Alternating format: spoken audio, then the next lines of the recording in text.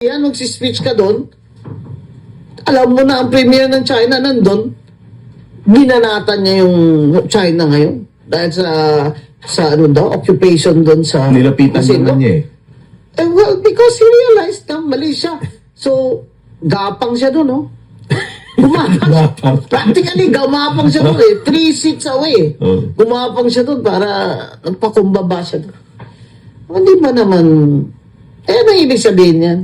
Yan ba ang commander-in-chief nyo? General Browner? Kung biglang napaning yan at sinabi sa'yo, move your troops to Taiwan. Move your... Pero may Pilipino, manginmatay kayo dun sa Taiwan. Ano ba? Kalokohan niya. They're not ready for that. Nanginmatay na nga kayo dito sa NPA at sa ISIS. Pupunta pa kayo doon. But, you know, he's paranoid. And when you're president of a country, that's very, very dangerous. Attorney.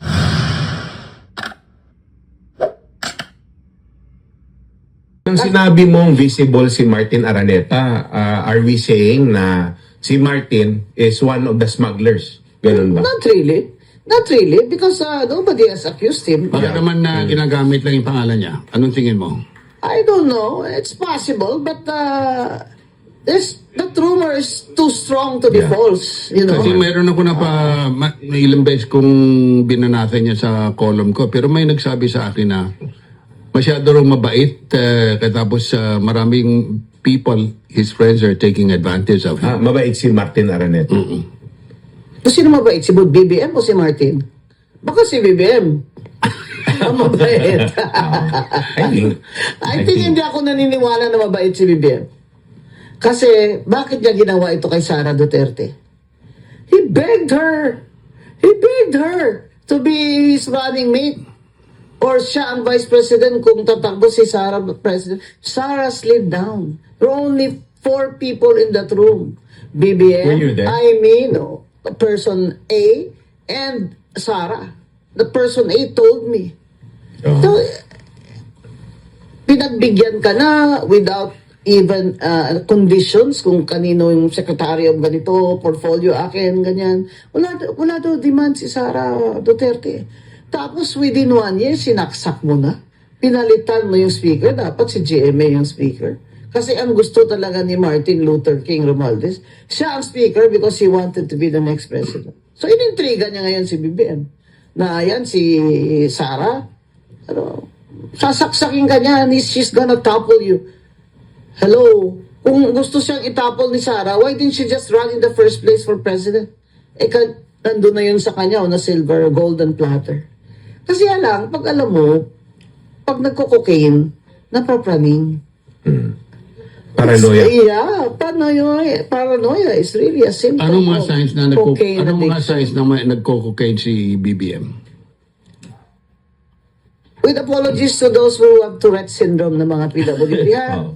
Tingnan ito, Joe.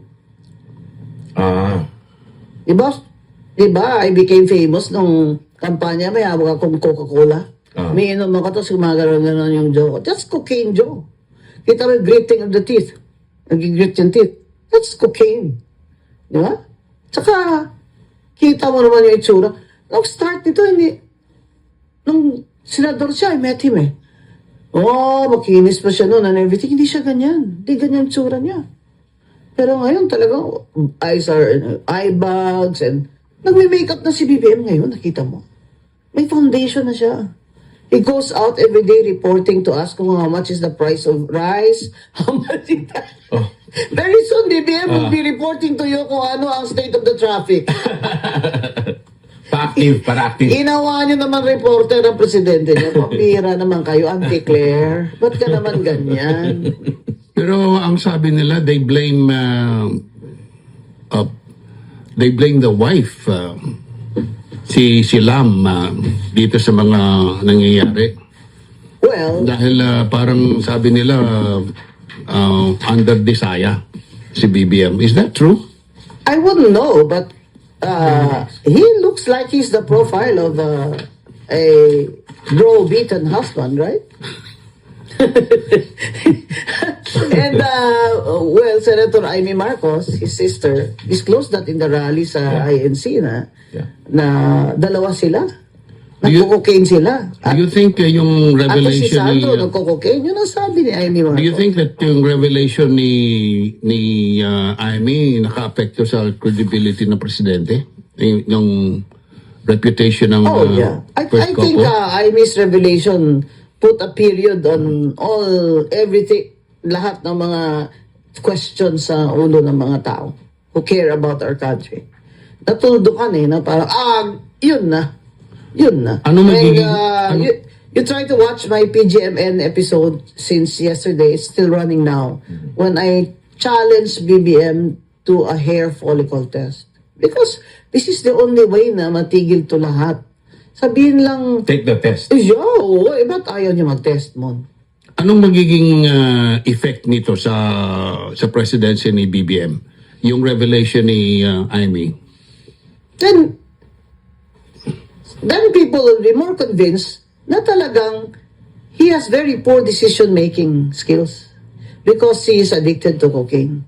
Not only because he has no proper education. No degree. It's okay, if you don't have a degree, basta hindi ka nagsinungaling. Ha? Pero siya kasi, nagsinungaling siya. Na wala naman pala siya diploma. So, itong mga revelations ni Amy ay shows na si BBM is an unreliable leader. Because he is addicted to cocaine. What kind of decisions is he making? Which proves to you na in the last 3 years, yun na nga. Yung mga decisions niya, palpak, failure. Kaya tayo, we are in this state. Pero mo ba naman, awayin mo ba naman yung China dun sa ASEAN? Wala bang presidente na nagkaganon? Never. Di ba? Na pupunta ka sa ASEAN, magsispeech ka doon. Alam mo na ang premier ng China nandun. Binanatan niya yung China ngayon. Dahil sa occupation doon sa... Nilapitan Masino. naman niya Well, because he realized na mali siya. So, gapang siya doon, no? Gumapang. Practically, gumapang siya doon 3 seats away. Gumapang siya doon para nagpakumbaba siya doon. Hindi ba naman... ano ibig sabihin yan? Yan ba ang commander-in-chief nyo? General Browner? Kung biglang napaning yan at sinabi sa'yo, move your troops to Taiwan. Move your... Pero may Pilipinang manginmatay kayo dun sa Taiwan. Ano ba? Kalokohan niya. We're not ready for that. Nanginmatay na nga kayo dito sa NPA at sa ISIS Pupunta pa kayo doon. But, he's paranoid. And when you're president of a country, that's very, very dangerous. Attorney, sa tingin mo, tatapos ba si BBM sa term niya? A few weeks ago, when I saw all the rallies, sabi ko, hindi to tatapos ng term niya. Hindi to abot ng January. Pero ngayon, pag hindi nag-rally uli in the first 4 months next year, dapat mag-rally uli. So that we will be in the international news.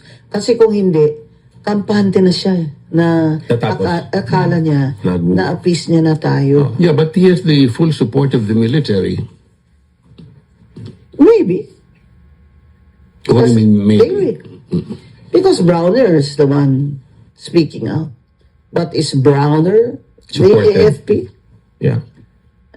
Dati naman ganun Parang Kay ganun. Erap, di ba? Si Browner supporter, pero hindi mo alam kung ang AFP supporting Dapat dati kay the Erap. person declaring that. Kay Erap, dati ganun din naman Last Lessons learned. last naman yung silang army. Nauna naman talaga ang mga polis, sina Reyes, di ba? Sina DLG, Reyes, also from Harvard, Kennedy School. Tapos sina Waikoko, di ba? Yeah. So, Right. ang ano lang dyan is, kailangan magprotesta uli. But imagine the Iglesia ni Cristo can mass up 1 million people in 2 days? Yeah. That's massive. Oo.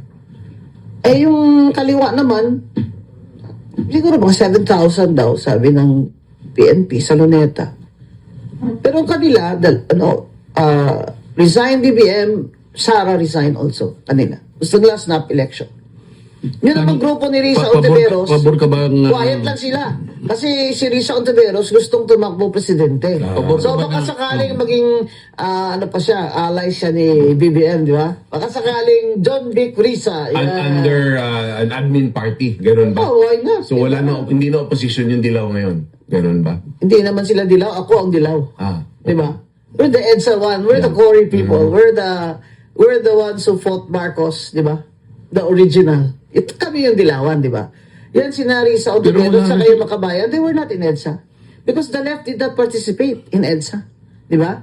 They wanted a revolution. Di ba? Not election. So in the special elections in 86, hindi sila sumali. That's why hindi sila na-appoint, di ba? People like me na-appoint, di ba? Yung mga reformist pero Yeah. lumaban kay Marcos, tumulong kay Cory sa election. Yun ang mga dilawan.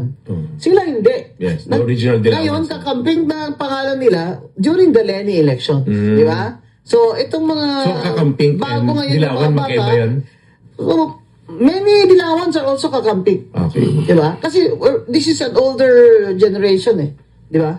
Ito na yung mga ngayon, si Tenta na, mga ganun, yung mga anak na ano. Baby boomers. Oo. So, sila, yung mga Lenny na kampi kay Lenny, yun na yung, kasi kulay ni Lenny pink, kakamping.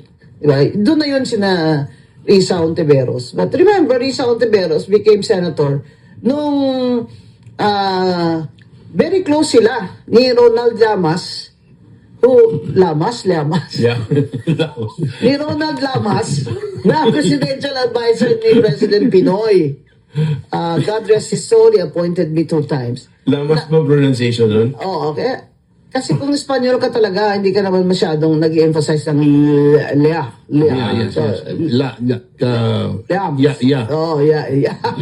Yeah. So paano pronunciation? Yari si Lamas. Lamas Hindi, na. ano dyan is, kaya nga, di ba, the strong rumor is they were lovers, di ba? Na he was married but Risa Ontiveros was his lover. Now Risa is denying it. Oh, super deny. Super deny. Dapat lang i-deny niya, kapangit man ni Lamas. Uy, kalaw-ilaw. Ay, sus!